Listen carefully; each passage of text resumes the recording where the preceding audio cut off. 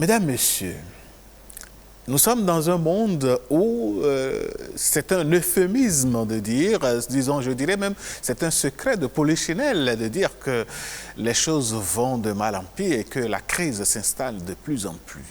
Pour s'en sortir, certaines personnes, malgré leur situation professionnelle plus ou moins aisée, où ils sont tranquilles avec un salaire conséquent, décident d'abandonner tout pour se mettre à leur propre compte.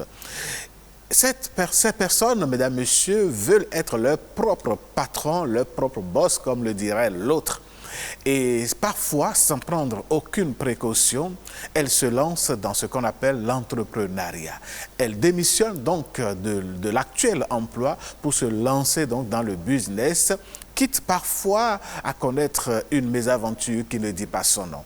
Est-ce qu'il ne serait pas plus sage de prendre certaines précautions avant de démissionner de son emploi?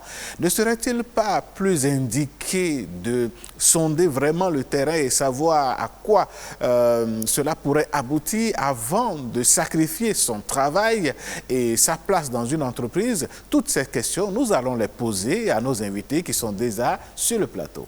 Bien sûr, ce matin, donc, nous sommes avec Martial Fadéon. Vous êtes salarié et en face de vous, nous avons Samson Damassé. Vous êtes entrepreneur. Au téléphone, Alain Sochoumé, nous serons avec Nicolas Bossou. Il est cadre reconverti. Eh bien, merci d'avoir planté le décor. Nous sommes donc en plein dedans. Et si on en parlait, Monsieur Fadéon, dites-nous, vous qui êtes salarié dans une entreprise de la place, au jour d'aujourd'hui, au vu de votre situation professionnelle, seriez-vous prêt à partir sur un coup de tête, disons-le comme ça, pour rentrer dans le monde de l'entrepreneuriat? Merci, monsieur le journaliste. Je tiens d'abord à vous dire bonjour. Merci, bonjour madame la vous. Journaliste et bonjour à nos téléspectateurs. Alors, très belle question. Je serai prêt à partir. Je réponds directement, je serai prêt à partir parce que à un moment donné, je pense que quand on a une raison bien fondée, il faudra mettre un point et passer à autre chose. Et cette autre chose serait d'aller travailler à mon propre compte. C'est quoi cette raison fondée, cette raison bien fondée dont vous parlez? Très bien. Alors, à un moment donné, moi je dis, quand on subit sa propre pression, il est plus facile pour soi de l'accepter que quand on subit la pression de quelqu'un d'autre. Et lorsque vous travaillez, que ce soit le fonctionnariat ou lorsque vous travaillez dans une entreprise privée, de toute façon, lorsque vous êtes sous les ordres de quelqu'un, d'un boss, si vous voulez qu'on le dise comme ça, il y a forcément que vous n'êtes pas libre. Vous n'êtes pas libre à des moments donnés dans vos pensées, dans vos actions. Parce que celui qui a son entreprise, celui qui a sa maison, a une ligne directive, a des objectifs à atteindre. Ces objectifs peuvent parfois ne pas rencontrer votre accord en tant qu'employé ou salarié dans l'entreprise. Mais vous êtes bien obligé de faire avec parce que ce n'est pas au départ votre idée, c'est l'idée de quelqu'un d'autre pour aboutir à un point B. Donc déjà ce manque de liberté, cette absence de liberté peut amener à démissionner et à passer à créer une entreprise, une activité, un métier qui est pour soi et à subir sa propre pression. Là, on la sent moins. Okay. Monsieur Samson Damassé, vous avez pris le risque. Vous êtes aujourd'hui à votre propre compte dans une entreprise. Dites-nous, est-ce que vous regrettez ce choix? Alors, bonjour madame, bonjour monsieur le journaliste. C'est nous qui vous remercions. Oui. Merci d'avoir posé cette question. Moi, je vais répondre juste que je ne vais jamais regretter. Je ne regrette pas et je regrette le point. Vous pouvez vous redresser, hein? Non, laissez le micro. C'est bon? Redressez-vous, voilà, ça va, il n'y a pas de souci. Je ne regrette pas et je ne vais jamais regretter. D'accord. Puisque subir les pressions d'autrui, moi personnellement, ça m'agace. Je préfère gagner moins que ce que je vais gagner chez l'individu lambda et faire de ce que je veux pour atteindre un objectif bien fixé que de travailler dans l'objectif d'autrui. Je ne sais pas si vous comprenez un peu. D'accord. Oui, c'est ma décision à moi. Moi, je ne vais pas regretter du fait que j'ai démissionné pour entreprendre, pour être aujourd'hui à mon propre compte. Mais monsieur Damasset, dites-nous, vous avez donc été salarié. Oui, j'ai été salarié. Et vous avez démissionné pour vous mettre à votre propre compte. Qu'est-ce qui a été le déclic de cette démission et comment vous y êtes préparé pour démissionner? Est-ce que vous avez juste démissionné parce que votre patron vous agaçait, puisque vous avez parlé d'agacement, ou bien vous avez bien préparé votre coup avant de partir? Merci pour la question, monsieur le journaliste. Avant toute démission, il faut préalable une préparation. Si tu ne fais pas cette préparation à l'aval, en amont, pardon, et tu, d'un coup, du jour au lendemain, tu as démissionné, c'est que tu vas, je dirais, huiler l'air. Parce que autrefois, tu as des charges. Et c'est surtout sur ce salaire que tu gagnais, que tu comptais pour subvenir aux besoins de ta petite famille, ou en tout cas, toutes les charges que tu as au cours. Vous voyez un peu. Maintenant, du jour au lendemain, tu as cessé. Ça veut dire que tu n'as plus le salaire. Et qu'est-ce que tu veux faire? Tu dis que tu as ton propre compte qui va te ramener quoi automatiquement pour que les charges que tu as au dos déjà, tu peux les supporter. Vous voyez un peu? Donc, avant toute démission, il faut d'abord, au préalable, faire une préparation. Si tu ne fais pas cette préparation et tu démissionnes, c'est que tu vas penser entreprendre, mais tu ne peux pas réussir comme ça. D'accord. Au téléphone, nous avons Monsieur Nicolas Agbossou. Bonjour. Oui, bonjour. Alors, vous êtes toujours en ligne. Vous avez écouté nos deux invités. Votre réaction? Oui, bon, j'ai bien écouté surtout le second invité. Oui, bon, je pense qu'il a tout dit, puisqu'il a pris une décision de part du salarié qui est désormais à son propre poste. Il a dit qu'il a bien préparé la démission et que toute démission doit être précédée d'une préparation. Quand il s'agit de l'entrepreneuriat, celui qui parle d'entrepreneuriat, c'est qu'il pense directement au risque. C'est quelqu'un qui est capable de faire face à des risques. C'est quelqu'un qui a la capacité de faire face à la concurrence. C'est quelqu'un qui a une certaine confiance en lui. C'est quelqu'un qui est d'abord et avant tout persévérant. Donc, si déjà il dit qu'il y a une préparation, cela suppose qu'on doit. On ne peut que le soutenir dans ce sens-là, parce qu'on ne peut pas devenir riche sur l'Internet. Monsieur Gonsou, dites-nous, quels sont les éléments dont on devrait tenir compte dans cette préparation-là lorsque l'on a l'intention de démissionner pour se mettre à son propre compte? Oui, le premier élément, c'est, comment nous appelons ça, c'est l'idée. Quelle est l'idée d'entreprise que lui-même a? S'il a dit qu'il est fatigué de subir la pression de quelqu'un d'autre, il est fatigué de travailler dans l'objectif de quelqu'un d'autre, ça suppose qu'il a une idée. Et lorsqu'on a une idée, il faut maintenant commencer à faire des investigations pour s'assurer que cette idée-là va être mise en œuvre. Investigation dans quel sens? Il y a deux créneaux. Le premier créneau, c'est que le besoin existe. Il est satisfait dans l'environnement, mais pas totalement. Il y a des gens qui certainement ne sont pas satisfaits de la façon dont le besoin est satisfait. Le second créneau, c'est que le besoin existe. Les personnes on va aller dans le secteur. Ok, vous pouvez vous insérer. Notre l'idée, vous faites, vous analysez les problèmes et le problème ne se pose pas. Je pense qu'il faut maintenant aller sur le terrain. Ça, c'est l'étude de marché personnel. Et quand on parle d'étude de marché, on parle à ce que nous appelons le marketing. Tout à fait. Oui. Celui qui dit marketing, dans un premier temps, il faut faire le diagnostic. C'est vrai que c'est une bonne association. Il faut forcément faire le diagnostic, identifier les forces et les faiblesses. Et ça, on a fait un diagnostic interne, et les opportunités et les menaces de l'environnement. Et c'est ce qu'on appelle le diagnostic externe. Oui, mais monsieur diagnostic est bien établi.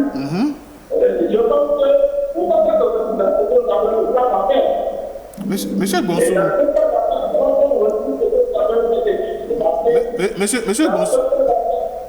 Monsieur Gonsou, Oui. vous avez mis votre téléphone sur haut-parleur?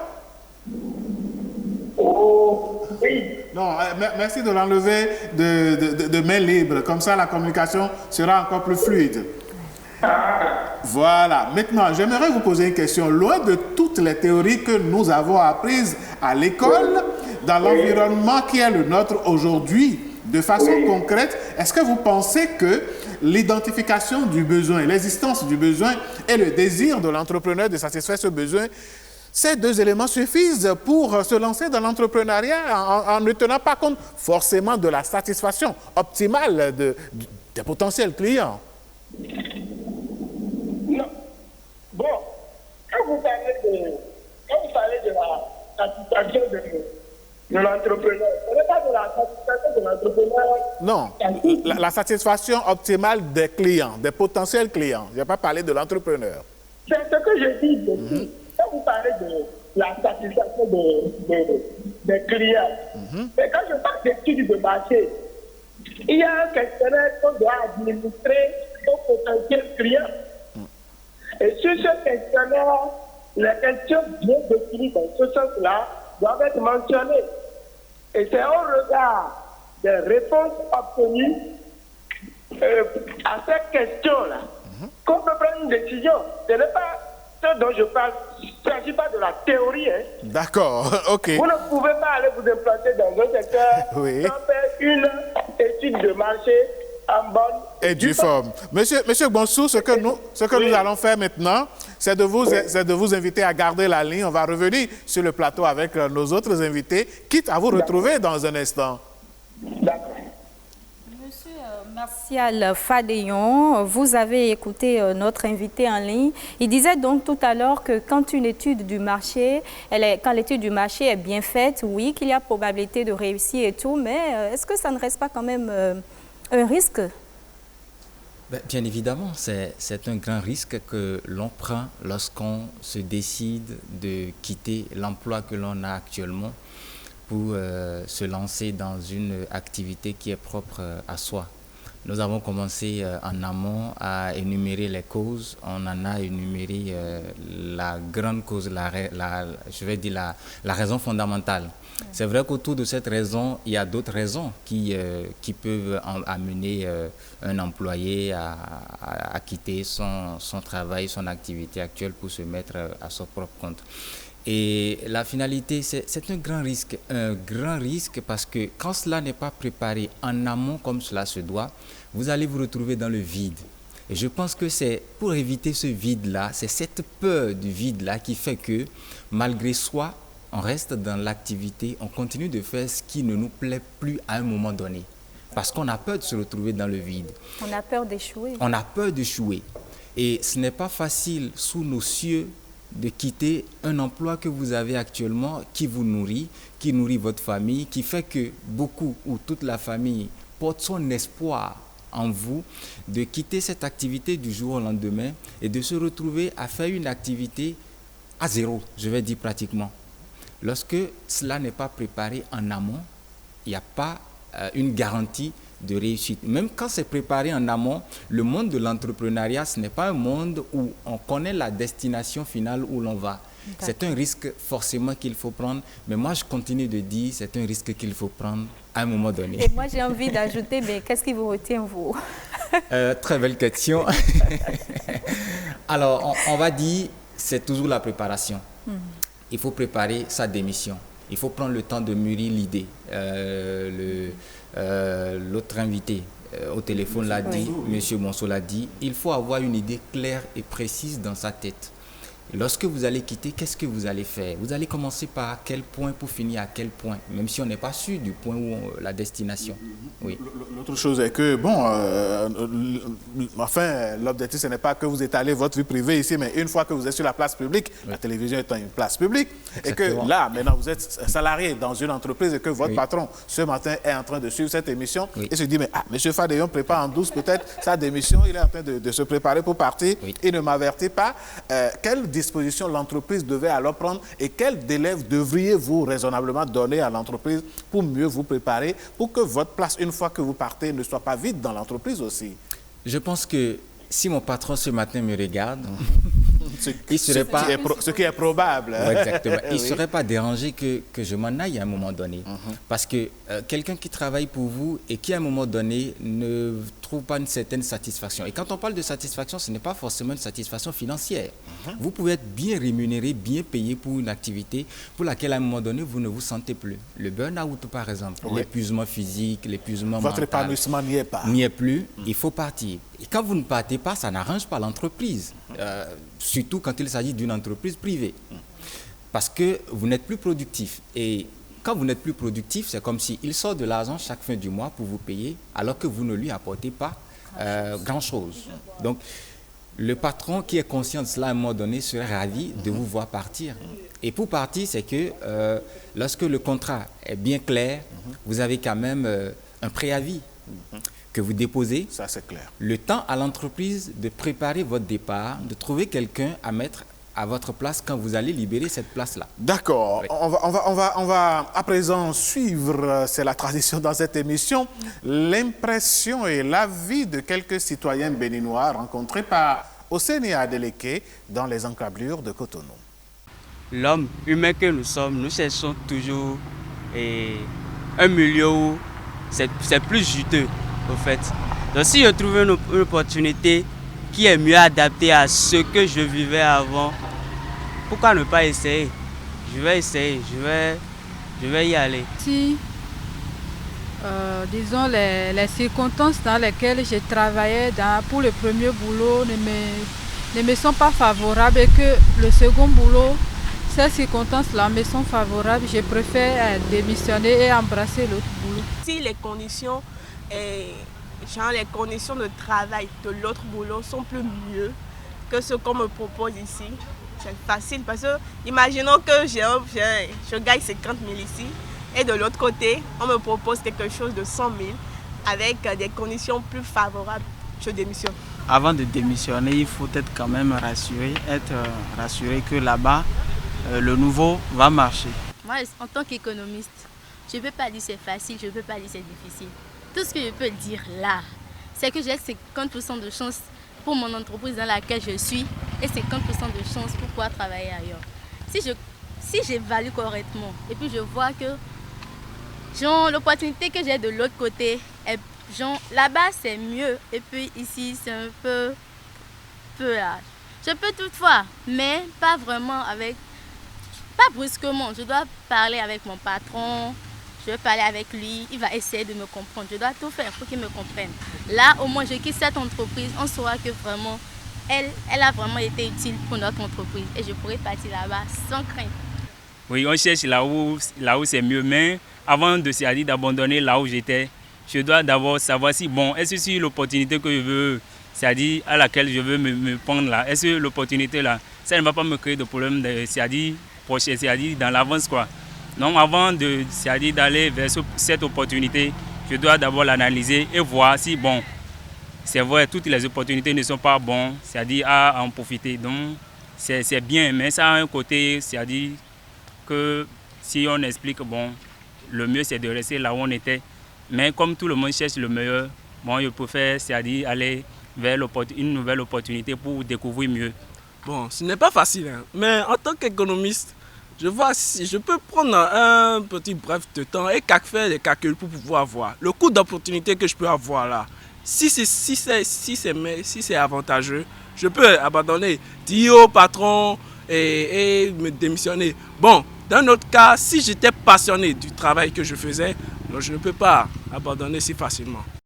Retour sur ce plateau. Monsieur Damasset, dites-nous, vous vous êtes préparé, vous êtes aujourd'hui à votre propre compte. Est-ce que l'espoir que vous avez nourri dès le départ, en créant votre entreprise, en démissionnant, est-ce que cet espoir a été vraiment, est-ce que les promesses ont tenu, est-ce que les fruits ont tenu les promesses des fleurs?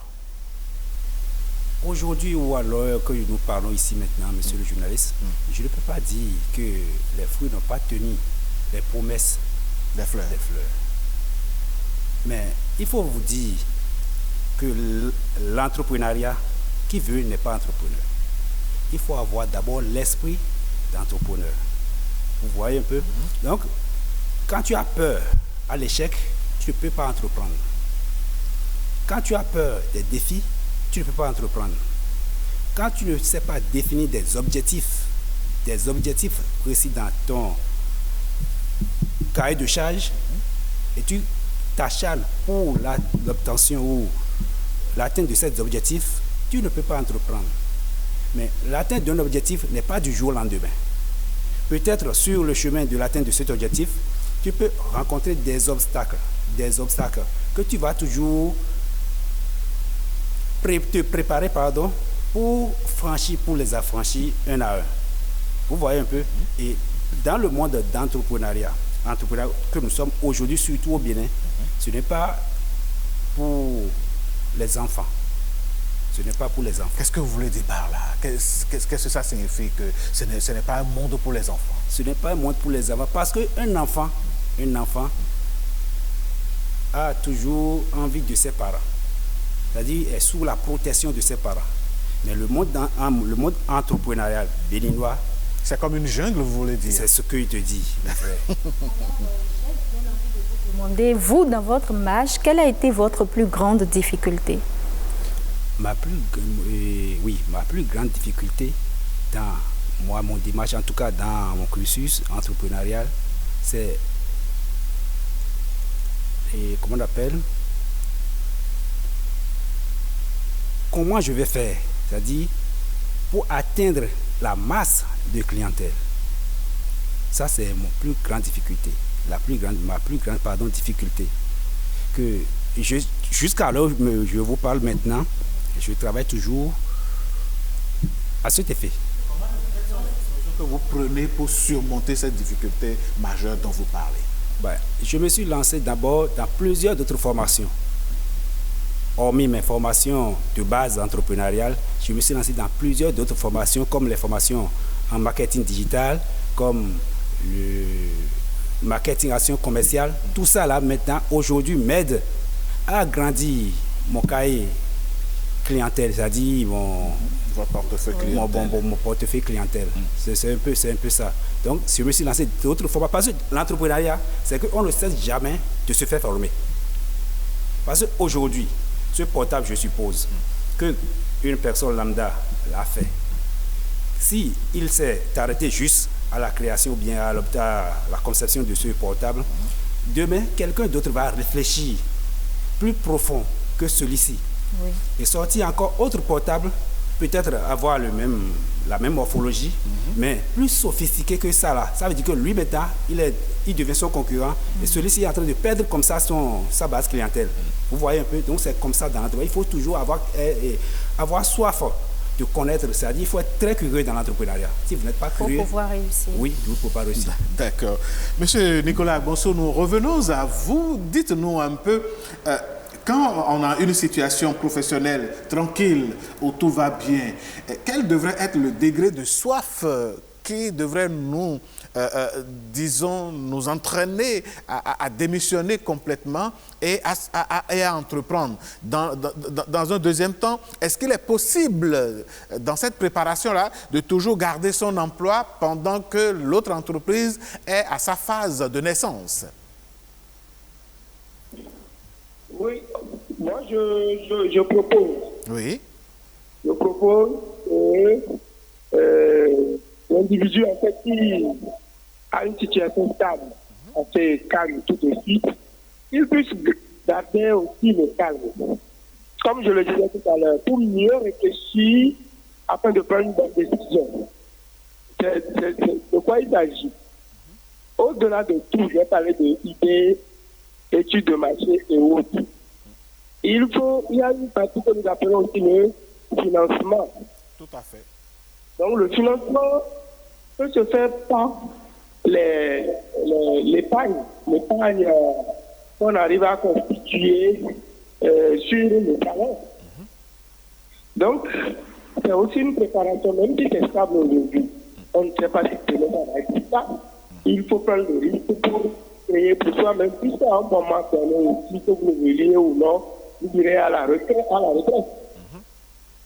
C'est aussi une façon de créer une entreprise, c'est aussi une façon de préparer la retraite. Donc, il ne faut pas dire qu'aujourd'hui, ça va être dormir sur les lauriers, il serait dangereux. Et c'est des situations difficiles à vivre pour des gens à la fin de leur carrière, lorsqu'ils sont admis pour faire valoir leur droit à la retraite. Donc, il n'y a pas de raison à dire je suis tranquille, mon travail est stable, je peux rester là, et puis après, je quitte là, je ne suis pas. Oui, mais monsieur Gbonsou, dans le même temps, est-ce que tout le monde est appelé à entreprendre, à avoir une activité ou bien des activités à son propre compte? Si tout le monde entreprenait, qui va s'occuper des autres secteurs?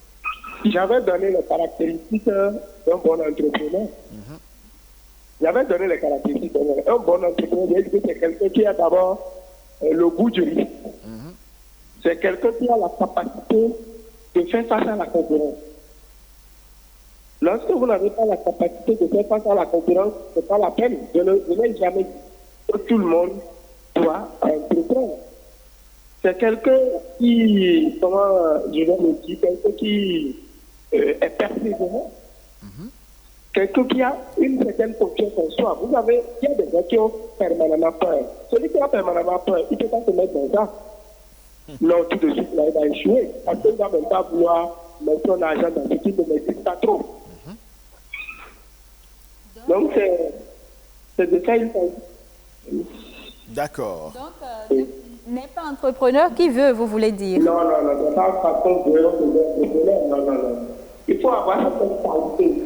D'accord. Il faut forcément certaines qualités pour entreprendre. D'accord. Martial Fadayon, tout à l'heure, on abordait les rapports avec les dirigeants, avec les patrons. Vous avez évoqué cet aspect de conflit qui pourrait exister dans l'entreprise et qui peut amener l'employé à démissionner. Selon vous, quels sont les rapports qu'on pourrait entretenir avec ses collaborateurs, avec son entourage quand même, pour qu'au travail, on soit au beau-fils? Si je comprends bien, vous cherchez à comprendre le rapport qu'il doit exister entre l'employé et les collègues, les collaborateurs de l'entreprise, c'est ça? Oui, pour favoriser une bonne ambiance de travail. Ben, c'est déjà la rigueur, je vais dire la rigueur pour le travail. Parce que lorsque vous êtes dans une entreprise, vous avez un cahier de charge. Excusez-moi, vous avez un cahier de charge, vous avez des objectifs à atteindre. Ce qui doit préoccuper l'employé, c'est déjà comment faire à chaque fois pour répondre à ce cahier de charge. Lorsque vous répondez à chaque fois à ce cahier de charge, je pense que avec et l'employeur et les autres collègues, vous ne mettez personne à mal. Tout va bien. Il y a aussi la bonne collaboration, le bon vivre en société, parce qu'une entreprise, c'est quand même et vous et le chef et d'autres, vous vivez ensemble, vous cohabitez ensemble. Donc, il faut respecter les principes de l'entreprise. Dans certaines entreprises, vous n'avez pas droit au téléphone lorsque vous êtes au travail. Cela, normalement, doit être respecté. dans l'entreprise, dans certaines entreprises, il y a l'uniforme, vous devrez mettre votre uniforme parce que c'est le principe de fonctionnement pour celui qui a créé son entreprise et qui vise à atteindre un objectif bien précis. C'est justement ça, à un moment donné, qui peut amener un employé à partir parce que il peut en avoir marre de ne pas toucher à son téléphone à un moment donné parce que peut-être pour répondre à des préoccupations familiales, donc mais là où il va dans l'entreprise, il va créer, d'autres vont également peut-être se sentir frustrés par rapport à certains principes de l'entreprise. Et c'est ces principes justement qui créent de la frustration qui à un moment donné peuvent amener un employé à partir et à se dire il vaut mieux que je travaille pour moi-même. Il vaut mieux que j'ai ma liberté, que je me lève quand ça me plaît et que je m'assieds quand ça me plaît. Parce que je sais qu'en me levant à 9h, je vais m'asseoir à 18h, cela me permet de gagner ci et ça. Plutôt qu'on m'oblige à me lever à 7h alors que... Dites-nous, le salarié s'est préparé, il a pris toutes ces dispositions qu'il juge nécessaires pour pouvoir se lancer. Il se lance, quelque temps après, il remarque que c'est un échec cuisant, son entreprise. Ses économies sont parties entre-temps. Qu'est-ce qu'il fait? En prenant ce risque-là, qu'est-ce qu'il fait là maintenant? C'est pourquoi je vous ai dit tout à l'heure que qui veut n'est pas entrepreneur. Entreprendre, c'est ne pas rester au mamelles. C'est qu'il faut avoir l'esprit que tu ne peux pas forcément entreprendre et gagner aussitôt. Non. C'est tout un processus. Tu peux entreprendre aujourd'hui et par la magie des choses, réussir facilement. Mais dans le même cas, tu peux entreprendre, échouer, réchouer. Par exemple, il y a une boisson qu'on appelle 7-Up. On ne va pas appeler des noms de boissons pour ne pas faire de publicité. Publicité, ok. Il y a une boisson peut-être que c'est la 7e fois que le promoteur a réussi son entreprise. A dit c'est pourquoi il a mis cette marque-là pour cette boisson-là. Enfin. Vous voyez un peu? Donc, peu sont les entrepreneurs qui vont dire aujourd'hui que j'ai entrepris et j'ai gagné en même temps. Peu sont ces entrepreneurs-là. Donc, gagner, préparer peut-être la démission, démissionner et tout ce que peut-être tu as préparé ou bien tu as mis en conséquence pour démarrer une entreprise, tu les as épuisés sans que tu n'as pas encore de retour subséquent. Donc, ce n'est pas dit qu'il faut maintenant ranger, clic et crac, ou dire je vais encore dans le fonctionnariat. Non. Alors, il faut monsieur Fadel, ça tombe bien. Si au bout du rouleau, le gars ne réussit pas, quelle devrait être sa réaction? Est-ce que cela valait la peine de démissionner et tout? Est-ce qu'il faut revenir en arrière? C'est difficile de revenir en arrière. C'est déjà très compliqué de revenir en arrière parce que vous avez déposé une démission en bonne et due forme. Lorsque vous démissionnez selon les principes, selon les règles.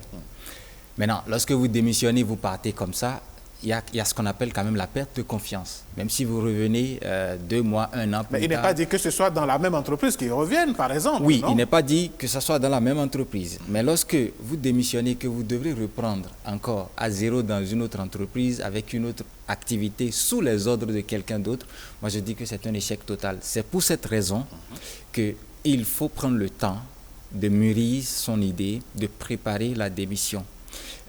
On parlait tout à l'heure de comment cela doit se faire. Il y a le volet financement.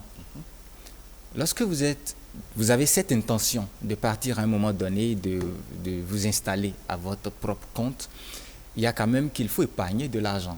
De ce que vous gagnez actuellement, vous devrez savoir que dans 2 mois, dans 1 an, je pars pour faire... 5 ans. Voilà, dans 5 ans. J'ai un projet pour 10 ans. Le projet, il est bien élaboré dans votre tête. Vous savez que vous avez besoin d'un capital pour démarrer l'activité. À partir de maintenant, vous commencez à mettre de l'argent de côté, quitte à ce que, lorsque vous allez vouloir partir, que vous ayez quand même une garantie de pouvoir assurer votre survie. Je l'appelle comme ça, votre survie. Sur une période donnée, ça peut être sur 3 mois, 4 mois, 5 mois, 1 an. Ça dépend de comment l'activité va peut-être vite prendre pour permettre déjà de commencer à compenser le salaire que vous n'avez plus de l'autre côté. Donc, il y a cet aspect qui est super important. Et quand ce n'est pas bien préparé, j'avoue que vous allez vous retrouver dans le vide et c'est ce que vous craignez, vous refusez, qui finira par vous arriver parce que vous serez bien obligé d'écrire encore j'ai l'honneur pour aller demander emploi quelque part. On revient toujours à la préparation, mais Monsieur Samson Damassé, vous avez déjà fait l'expérience. Si vous devriez donner des conseils à quelqu'un qui a l'envie d'entreprendre, que lui diriez-vous? Conseil à quelqu'un qui veut entreprendre, c'est même pas difficile. L'entrepreneuriat, c'est une très bonne chose. Mais ne jamais avoir peur. Il faut persévérer. Tout simplement. Tout simplement. D'accord. Monsieur Bonso, on va lentement mais sûrement à la fin de ce débat. Si vous devriez donc conclure, quels seraient les mots de conclusion? Oui, pour conclure, on ne peut pas créer de la valeur réellement sans les entrepreneurs. Les entrepreneurs sont des créateurs de la valeur. Et on ne peut pas devenir riche et tolérer salarié devenir riche. C'est même pas possible. Donc c'est d'apprendre réellement à se préparer pour le risque d'entreprendre, de rechercher une idée d'entreprise et prendre les dispositions pour que la puisse réussir. Si tout est bien préparé, c'est que l'échec, tel que vous l'expliquez là, ça ne doit pas arriver. C'est vrai, il peut y avoir des problèmes. L'entrepreneur, il monte, il descend, il monte, il descend. Mais s'il est déjà psychologiquement préparé, c'est qu'il n'y a pas qu'il a échoué. Merci. Donc, moi, je dis, tout le monde, il y a tous les salariés qui ont des idées de décider réellement et dans la décision, prendre les dispositions pour pouvoir s'entrer. Merci, M. Bossou, d'avoir partagé donc vos analyses avec nous. On vous souhaite une excellente suite de journée. Merci, monsieur le journaliste. Merci. Alors, M. Fadeyon, si vous devriez conclure, vous aurez quoi à dire? Le seul mot à dire, c'est qu'à un moment donné, lorsqu'on ne se sent plus épanoui, lorsqu'on ne sent plus cette satisfaction qui peut-être au départ nous a amené vers une activité, vers un emploi, je pense que quand on sent au fond de soi qu'on a les armes qu'il faut pour confronter le monde entrepreneurial, parce que ce n'est pas un monde facile, il faut s'arrêter, créer une activité qui est propre à soi et subir sa propre pression. Mesdames, Messieurs, nous ne subissons aucune pression par ici, si ce n'est celle du temps. Et le temps imparti donc à ce débat est arrivé à expiration. Si vous avez envie d'entreprendre, c'est une très bonne chose. Je dirais même que c'est une excellente chose. Mais prenons le temps de nous préparer. Prenez le temps de vous préparer, quel que soit ce qui va se passer demain. Soyez sûrs que nous sommes tous des soldats au front et il n'y a pas de raison de reculer.